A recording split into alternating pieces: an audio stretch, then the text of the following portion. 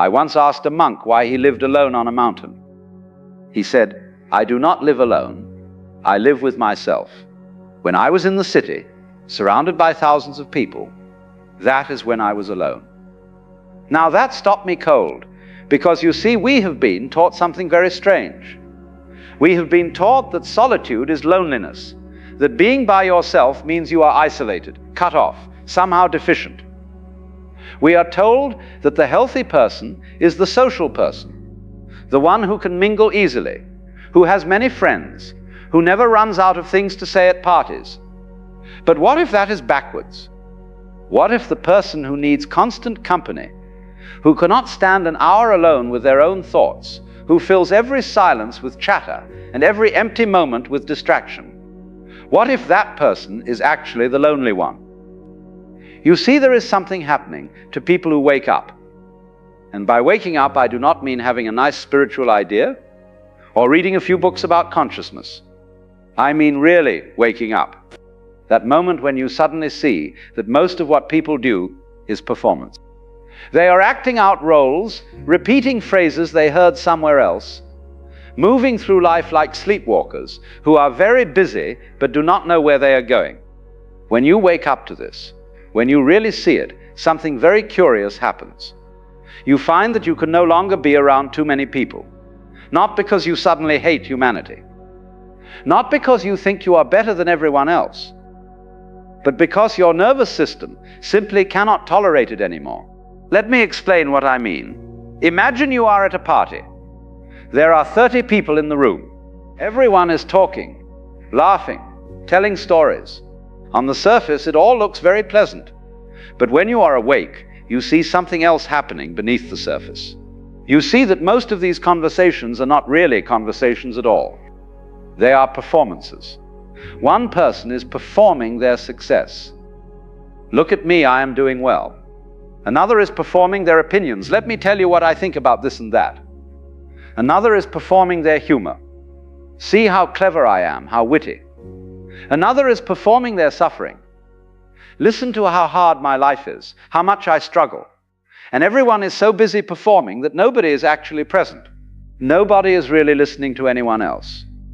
They are all just waiting for their turn to speak, preparing their next line, making sure their mask is firmly in place. Now, when you are asleep yourself, you could participate in this game without any problem. You had your own performance ready, you knew your lines, you could put on your mask and play along. But the moment you wake up, the moment you see what is really happening, you cannot do it anymore. It is like watching a play and suddenly realizing that you are one of the actors. And once you know you are acting, you cannot pretend that it is real. You cannot force yourself to believe in the role anymore. Your whole body rebels against it. This is why awakened people find crowds exhausting. Not because crowds are inherently bad, but because maintaining consciousness in the middle of unconsciousness requires tremendous energy. You have to constantly filter out the projections.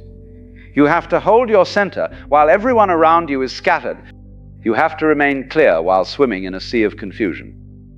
Think of it this way. Imagine you are trying to listen to a beautiful piece of music, but you are sitting in a room where 30 radios are playing 30 different stations at once. The static, the noise, the conflicting sounds, they drown out the music. They make it impossible to hear what you came to hear. This is what being in a crowd feels like for someone who has awakened. Everyone around them is broadcasting their fears, their desires, their judgments, their performances. And all of this noise makes it almost impossible to hear their own inner music, to stay connected to their own center, to remain conscious. But here is what nobody tells you. When you are around unconscious people, you do not just hear their noise, you actually absorb it. Your system picks up on their anxiety, their restlessness, their hidden pain. You walk into a room feeling perfectly fine and you leave feeling drained, irritable, inexplicably sad.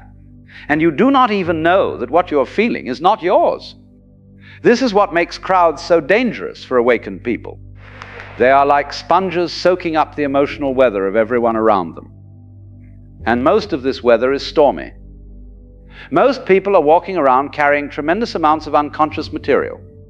Anger and fear and shame they have never looked at, never acknowledged. And all of this gets projected outward into the environment like invisible bradiotion. The awakened person feels all of it.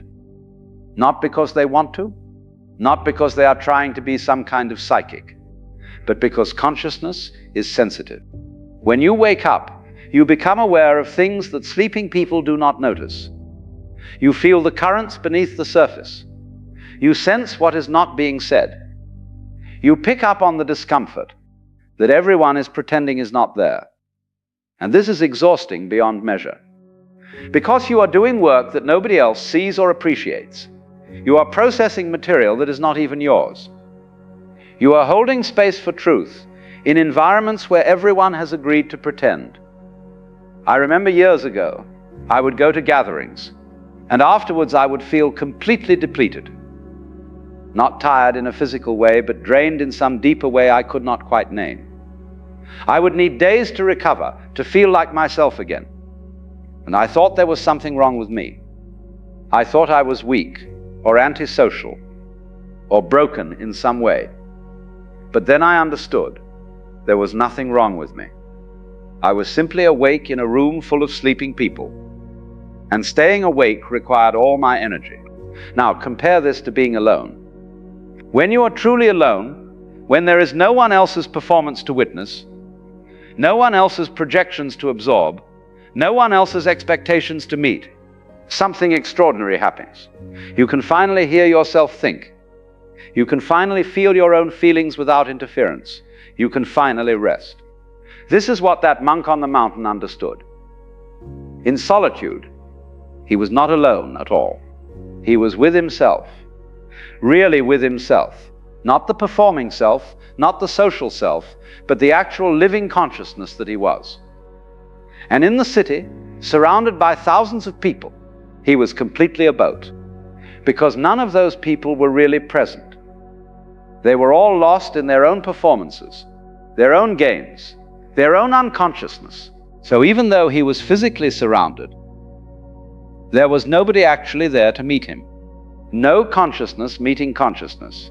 Just masks looking at other masks. Do you see the difference?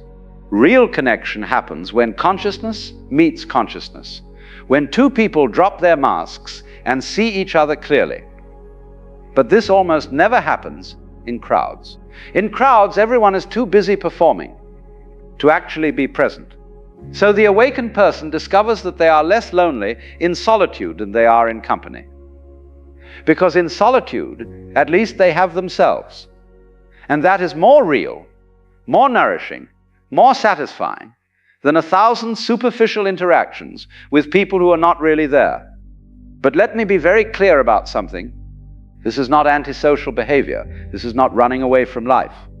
This is not some kind of weakness or failure to adjust. This is actually a sign of health, a sign that you value truth over comfort, consciousness over belonging, authenticity over approval. The sick person is not the one who withdraws from unconscious environments. The sick person is the one who stays in those environments and slowly dies inside, killing their own consciousness to fit in, betraying their own awareness to be accepted. Think about a plant. If you put a plant in a dark room, it will bend and stretch toward any source of light. It is not being dramatic or antisocial. It is simply following its nature, which is to grow toward light. And if there is no light in that room, the plant will eventually wither. You are like that plant. Your consciousness is like that light. And when you find yourself in environments where consciousness is absent, where everyone is asleep, where performance has replaced presence, your soul will naturally pull you away. Not because you are running away, but because you are following your deepest nature, which is to grow toward wakefulness. This is why you cannot be around too many people anymore. Your system knows something your mind has not quite accepted yet.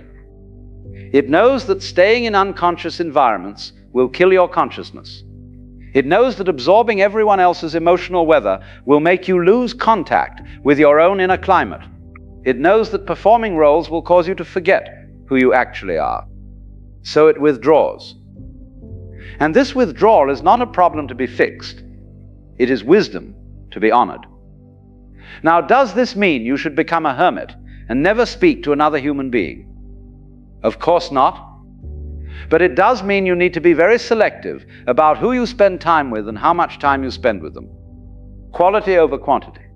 One real conversation with one conscious person is worth more than 100 superficial interactions with sleeping people. 1 hour of genuine presence is more nourishing than a month of performances.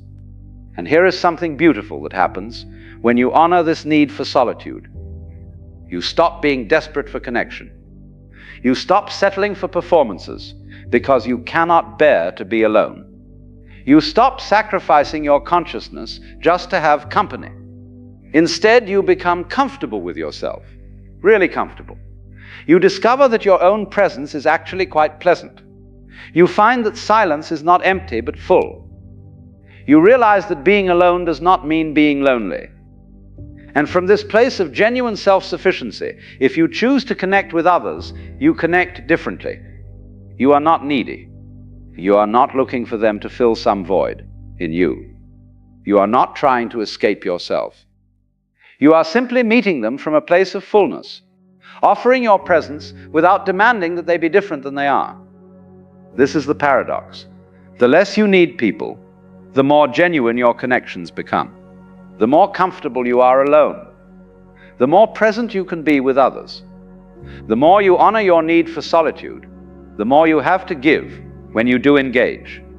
But you must go through the withdrawal first. You must spend time alone, real time, not just an hour here and there, but days, weeks, months if necessary. Time where you are not taking in anyone else's material, not absorbing anyone else's projections, not performing any roles. In this solitude, you will discover something that you have been searching for your whole life. You will discover that you are already complete, that you do not need external validation or approval or company to be whole, that your own consciousness, your own presence, your own being is enough. And once you know this, really know it, not as an idea, but as a felt experience, you become free. Free to engage or not engage. Free to connect or not connect. Free to be with people or to be alone.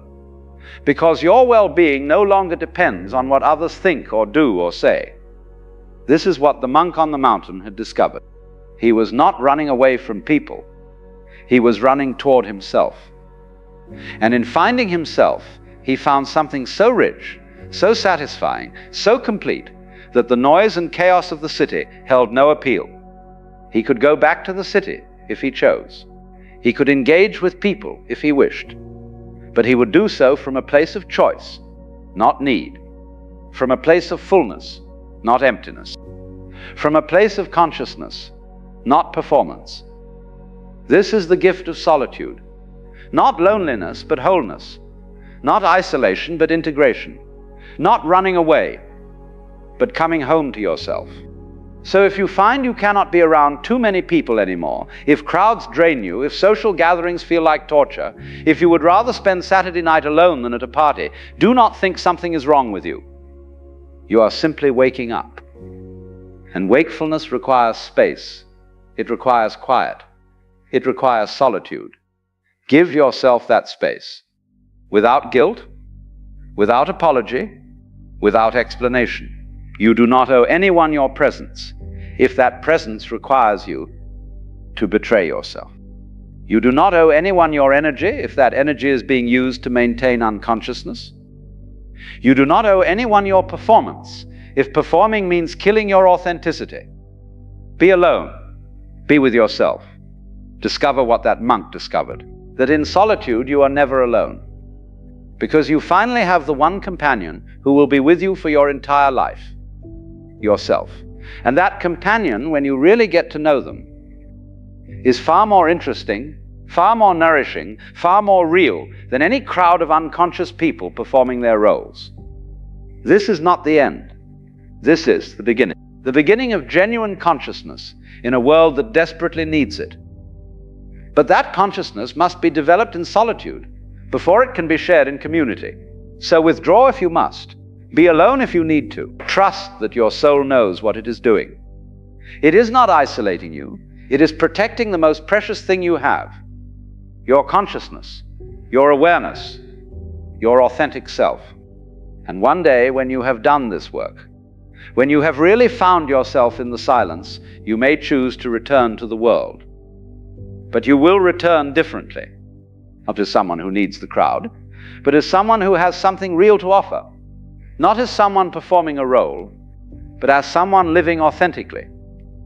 Not as someone lost in the noise, but as someone who has learned to hear the music beneath all the static.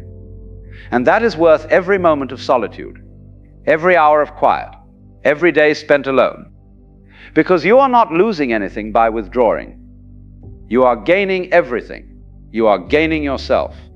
And once you have that, no crowd, no matter how large, can ever make you feel alone again.